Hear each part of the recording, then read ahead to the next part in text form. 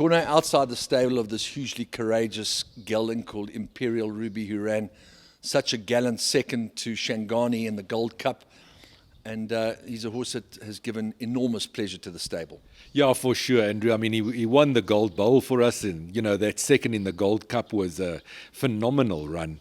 And he's a true out-and-out stayer. These ultra distances, it's really what suits him.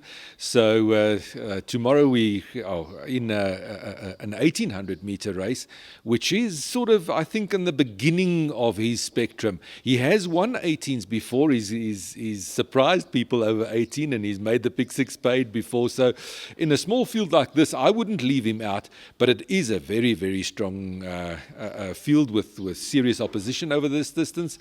I think he's at the top end of his merit rating range, so he's shouldering the weight. But he's a game horse, and he always tries his best. So we have to include him, and I think he's a good exotic type of punt, and I wouldn't be surprised to see him come up for the winner's box either.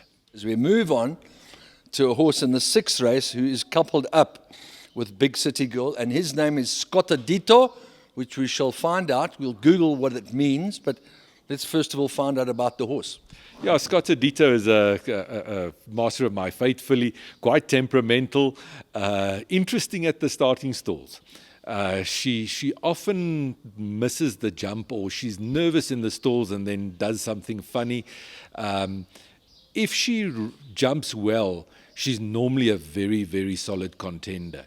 But like I say, she's a bit inconsistent in that she misses the break, and she doesn't really enjoy being amongst other horses. So if she's in front and cruising, she can win it. If she's not, she normally doesn't run a place. So she's a sort of difficult one, and probably more for the exotic punters, that go wider. Definitely include her, but she's no banker by any means. She's got a lot of ability, but to actually mine her to get it out of her is not always that easy. But a big, solid, strappy filly, and she can run. So can you give us some sort of insight into what the loading instructions should be for her, or are for her? Look, we always try to go in as late as possible, and basically it's a case where if she gets sort of standing in the stall, she gets nervous and start playing up and all sorts of funny things. But she's really strange. You catch her with something once, and then the next time you don't. So we've played around with the equipment on her blinkers, compression masks, then without again. So she seems to like variety. And she's a mistress of her own fate. Pretty much like that. And so we try and keep one step ahead of her.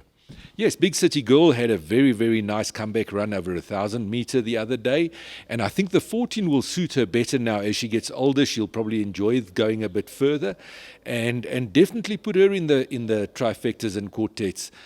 She's honest. She really tries her heart out, this one, and she always gives a good account of herself. So I'm expecting a good run from Big City Girl. The 4-year-old daughter of Pomodoro, who's now won 4 races for Connie Stratham and Partners. She's a very good earner, and although she may well be at the top of her merit rating, as you have alluded to before, what are you expecting from her? Yeah, Andrew, I think with the exploits, the handicappers obviously noticed her. And like I say, with her ability, I think we're pretty much at the top end of her range. But she stays honest, and she's really, really a filly that tries her best. I wouldn't put it past her to even still win at this type of rating. But like I say, I don't think she's future class, and she's pretty much got a future type of merit rating now. So we're trying our best. I wouldn't leave her out. She really tries her best, and with a bit of luck, we can squeeze another one out of her. I mean, she's a 4-time winner now.